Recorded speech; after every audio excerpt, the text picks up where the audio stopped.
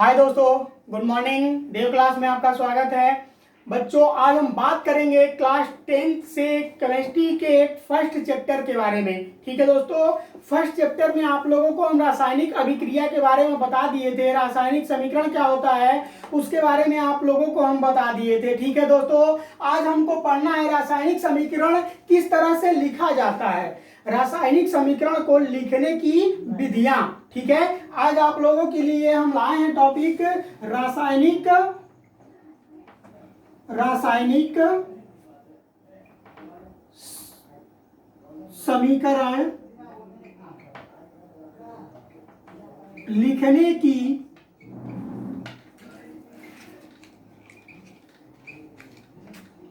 विधियां। ठीक है दोस्तों, यहाँ पर रासायनिक समीकरण लिखने की आप लोगों को हम विधि बताएंगे कि रासायनिक समीकरण कैसे लिखा जाता है और कब लिखा जाता है। दोस्तों, किस तरह से आप लिखोगे इस चीज के बारे में आज हम आप लोगों को बताएंगे इस टॉपिक के अंतर्गत। ठीक है, जिसको आप हेडिंग बोलते हो। ठीक है दोस्तों, जिसको आप हेडिंग बोलते हो। तो आज के हेडिंग के लिए आपके लिए हम लेकर चले हैं रासायनिक समीकरण लिखने की विधियां। दोस्तों, आपसे बता दें, अगर आप हमारा चैनल सब्सक्राइब अभी तक नहीं किए हैं तो कृपया हमारे चैनल को सब्सक्राइब करें तथा बेल आइकन का बटन दबा दें, जिससे हम डेली वीडियो आप लोगों को अपलोड करते हैं। जो आप हमारा अपलोड किया गया वीडियो आपके पास एनी टाइम पहुंचता रहे, और इसे अधिक से अधिक दोस्तों में अपने शेयर कीजिए। दोस्तों, हो सके कि अगर हमारा 4 या 5 हज़ार तक सब्सक्राइबर हो जाते हैं तो फिर लाइव क्लास भी आपको देने लगेंगे हम दोस्तों, और इसमें आप ही मदद करेंगे दोस्तों। ठीक है, और इस वीडियो को लाइक करें। ठीक है, जो समझ में ना आए उसे आप हमारे कमेंट बॉक्स में कमेंट करें। कुछ वीडियो इसका अपलोड हम कर चुके हैं जो अभी तक आप नहीं पढ़े होंगे। रासायनिक अभिक्रिया क्या कहलाती है उसको हमारे प्लेलिस्ट में आप जा करके पढ़ लीजिएगा। ठीक है दोस्तों, तो ये टॉपिक आपका है। आज हम आप लोगों को ये टॉपिक के बारे में बताएंगे। ठीक है, लिखने की विधियां अब हम नोट करेंगे। यहाँ पर पेन कॉपी ले लीजिए, और जैसे जैसे हम समझा रहे हैं यहाँ पर कुछ पॉइंट हम नोट कर दिए हैं, टाइम ज्यादा ना लगे बच्चों। ठीक है ना, इस वजह से यहाँ पर हम नोट कर दिए हैं। आप लोगों को हम समझा रहे हैं और इसको आप पेन कॉपी ले लीजिए, नोट करते रहिएगा, या फिर आप मोबाइल से स्क्रीनशॉट करके रख लीजिएगा, बाद में उसको नोट कर लीजिएगा। ठीक है दोस्तों, देखिए टॉपिक वाइज हम पढ़ा रहे हैं आप लोगों को, एक हेडिंग के बाद दूसरा हेडिंग, ऐसे हम पढ़ा रहे हैं सीरियल वाइज। ठीक है, एक चैप्टर फिजिक्स पढ़ाते हैं 10th का, और एक चैप्टर आप लोगों के लिए हम केमिस्ट्री पढ़ाते हैं। ठीक है, रह गई बात बायो की, तो बायो भी आप लोगों को हम पढ़ा देंगे। ठीक है दोस्तों, तो यहाँ पर देखिए पहला पॉइंट आपका कह रहा है कि अभिक्रिया में भाग लेने वाले सभी क्रिया कारकों तथा उत्पादों के अणु सूत्र के प्रतीक ज्ञात होने चाहिए। देखिए भैया, ये कह रहा है कि अभिक्रिया में भाग लेने वाले सभी क्रिया कारकों, आप यहाँ पर कहोगे कि सर ये क्रिया कारक का मतलब क्या होता है। ठीक है, आप यहाँ पर आपके दिमाग में आ रहा होगा कि सर आप बता रहे हैं कि क्रिया कारकों और उत्पादों, क्रिया कारक का मतलब क्या होता है। देखिए, यह दो शब्दों से मिलकर के बना है दोस्तों, क्रिया और कारक। किससे मिलकर के बना है? क्रिया और कारक। तो आप लोगों से हम बता दें दोस्तों कि कारक में कोई ना कोई हमारा एलिमेंट होता है, तत्व क्या है, पदार्थ होता है। ठीक है ना, कोई ना कोई तत्व होगा या फिर आपका कोई ना कोई पदार्थ होता है दोस्तों, वो आपका कारक कहलाता है। और जब हम दो पदार्थों को आपस में मिला देते हैं तो मिलाते हैं तो वहां पर क्या होता है, कुछ ना कुछ क्रिया होता है कि नहीं होता है। जैसे हम लोग क्या करते हैं, घर में चावल पकाते हैं तो खाली चावल डाल देते हैं कि पानी भी डालते हैं उसमें, दूसरे अभिकारक के रूप में क्या करते हैं, पानी भी डालते हैं ना। और तीसरा क्या करते हैं कि उसको ढक करके और नीचे से क्या कर देते हैं, टेम्परेचर दे देते हैं। और जब टेम्परेचर दे देते हैं तो धीरे धीरे आपको धीरे धीरे टेम्परेचर को वो चावल आपका पक जाता है। पकने के बाद वो एक प्रकार का अलग प्रकार का उत्पाद बन जाता है। ठीक है दोस्तों, तो वहां पर आप उसी तरह से, क्रिया मतलब होता है करना, और कारक जो पदार्थ आप ले रहे हो उस पदार्थ को हम क्या कहते हैं, कारक कहते हैं। तो क्रिया कारक आप लोगों को समझ में आ गया। अब जैसे अभी आप लोगों को हम बताए हैं कि चावल और पानी लेते हैं तो दोनों ये क्रिया कारक हो गए। और जब आपका चावल पक जाता है, जिसको हम भात कहते हैं ना, तो जब चावल आपका पक जाता है पूरी तरह से खाने योग्य हो जाता है तो वो एक प्रकार का उत्पाद बन जाता है। ठीक है दोस्तों, तो ये आपका हो गया उत्पाद। ठीक है ना।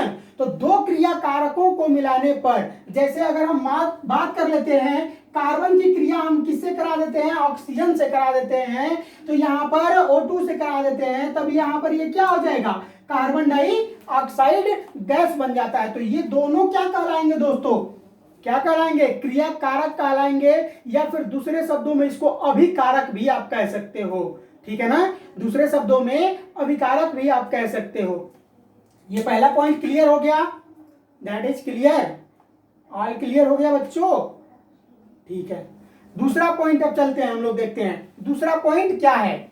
दूसरा पॉइंट कह रहा है दोस्तों कि रासायनिक समीकरण में पदार्थ सदैव उनके आणविक रूप में लिखे जाते हैं।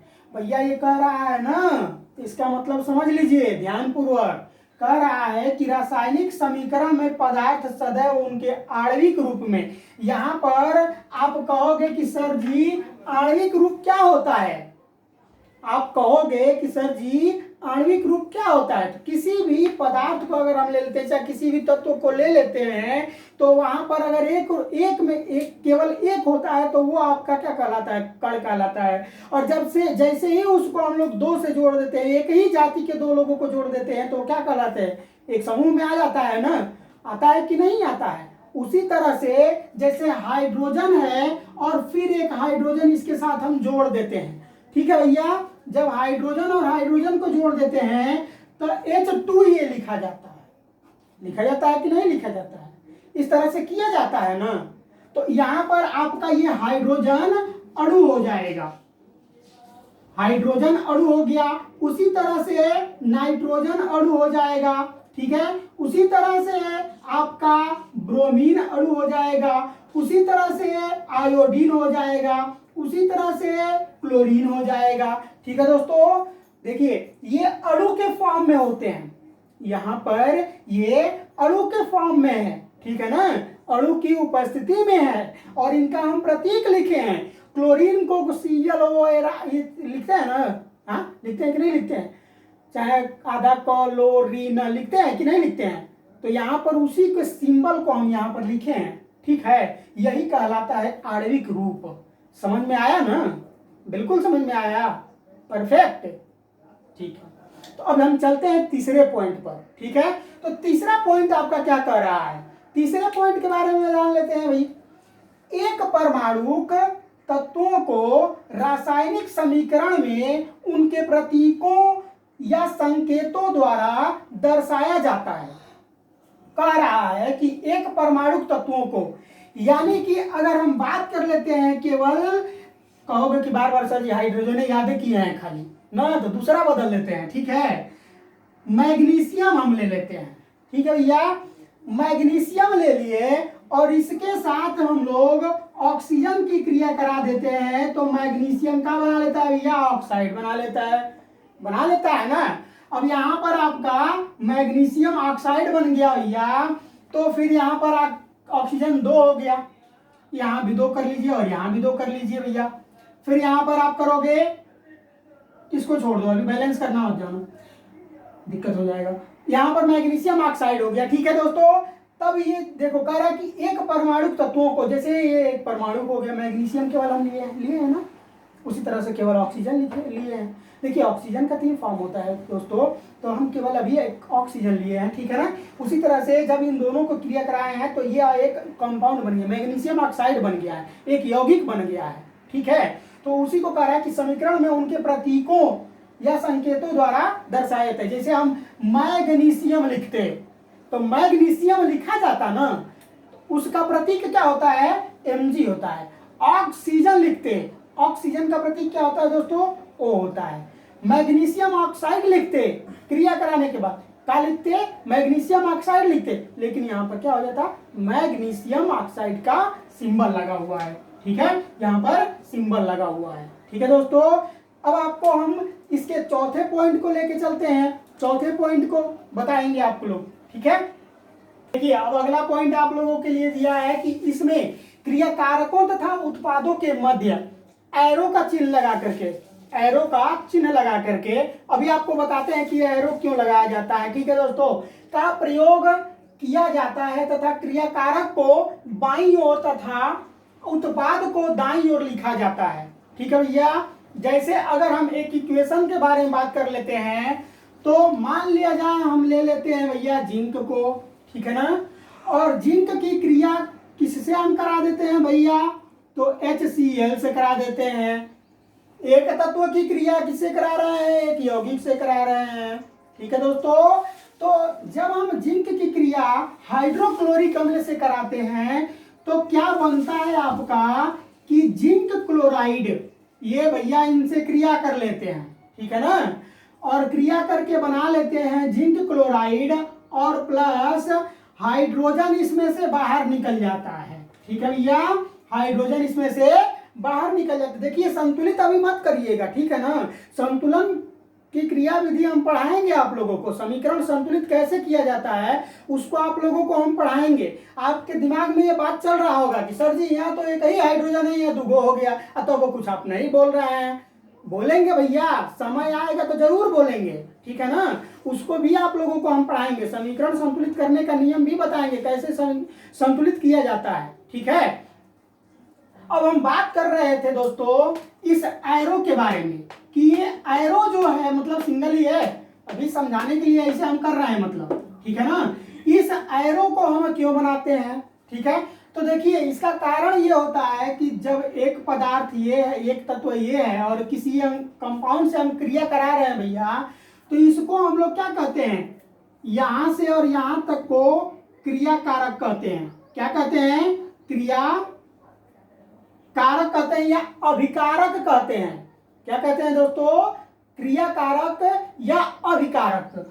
और ये जो आपका बन रहा है यहां से यहां तक, ये आपका उत्पाद बन रहा है दोस्तों, ठीक है ना, क्या बन रहा है, उत्पाद बन रहा है।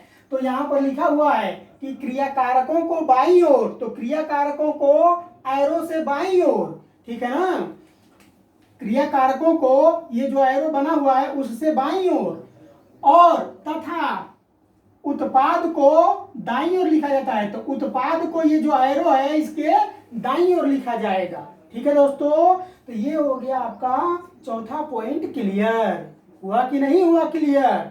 ये बताते हैं भैया, जैसे हमारे घर में कोई एक फैमिली को लेकर के और जो चलता है उसको हम मार्गदर्शक कहते हैं ना, कहते हैं कि नहीं कहते हैं, मुखिया को मार्गदर्शक कहते हैं। आपके हर कार्य को आप तक पहुंच, आपकी हर समस्याओं को आप तक पहुंचने से पहले उसके पास पहुंचता है, ठीक है, तो वो आप सॉल्यूशन बताता है या फिर कुछ अलग कर देता है। तो उसी तरह से ये दोनों क्या कर रहे हैं कि जब आपस में क्रिया कर रहे हैं तो इनको आगे बढ़ाने के लिए ये एरो का निशान एक लग जाता है, ठीक है ना। और जब ये एरो का निशान लगता है तो ये इंडिकेट यही करता है दोस्तों कि इससे ये बना हुआ है, ठीक है ना। उसी तरह से अब हम अगला पॉइंट बता रहे हैं, कह रहा है कि रासायनिक समीकरण में भाग लेने वाले दो या दो से अधिक क्रिया कारकों के अणुसूत्रों के मध्य प्लस का या धन का चिन्ह लगाकर लिखा जाता है। ठीक है दोस्तों, अगर हम बात कर लेते हैं यहाँ पर नाइट्रोजन की क्रिया हम करा रहे हैं दोस्तों हाइड्रोजन से, ठीक है ना, तो यहाँ पर इस टाइप से निशान बन गया दोस्तों, ठीक है, यहाँ पर इस टाइप से हम निशान बना दिया है। इसका दो कारण है, आपको हम अभी बताएंगे, तब जा करके आपका ये बन जाएगा दोस्तों NH3 बन जाएगा। क्या हो जाएगा, NH3 बन जाएगा भैया, ठीक है। अब हम बात करेंगे, देखिए बैलेंस, बार बार आपसे कह रहे हैं कि बैलेंस का चक्कर मत पड़िएगा, बैलेंस करना हम आप लोगों को बताएंगे, खूब बढ़िया से बताएंगे, ठीक है दोस्तों। अगले वीडियो में आप लोगों को बैलेंस करना हम बताएंगे, ठीक है ना। टॉपिक वाइज हम पढ़ा रहे हैं, आपका क्लास हम टॉपिक वाइज ले रहे हैं। तो यहाँ पर जब हम नाइट्रोजन की क्रिया कराए हाइड्रोजन से तो ये क्या बन गया, अमोनिया बन गया, NH3 बन गया, ठीक है। तो देखिए जो ऊपर वाला ये एरो इस टाइप से है दोस्तों, ये बता रहा है कि इससे ये बना हुआ है, और जो इधर के साइड में ये एरो लगा हुआ है वो बता रहा है कि अमोनिया को जब हम तोड़ेंगे तो हाइड्रोजन और नाइट्रोजन में परिवर्तित हो जाएगा, ठीक है दोस्तों। तो आपको हम अगले वीडियो में बताएंगे कि कैसे इससे आगे वाला टॉपिक आप लोगों को हम पढ़ाएंगे, ठीक है ना। संतुलन के बारे में पढ़ा सकते हैं, ठीक है दोस्तों। तो आप अगर हमारा वीडियो देख रहे हैं, आपको वीडियो पसंद आ रहा हो तो लाइक करें तथा हमारे चैनल को सब्सक्राइब कर बेल आइकन का बटन दबाएं ताकि हमारे द्वारा सभी वीडियो आप तक पहुंच जाए। अगर जो वीडियो आप नहीं देख पाए हैं, जो जिस क्लास में लिए हम उस क्लास आप नहीं देख पाए हैं, तो आप हमारे प्लेलिस्ट में चले जाइएगा और प्लेलिस्ट से आप उस वीडियो को देख लीजिएगा दोस्तों। इस वीडियो को अधिक से अधिक दोस्तों में अपने शेयर कीजिए ताकि अधिक से अधिक बच्चे आपके साथ हमारे साथ जुड़ सके, ठीक है दोस्तों। इसमें आप ही हमारा हेल्प करेंगे दोस्तों, ठीक है। तो धन्यवाद दोस्तों वीडियो देखने के लिए।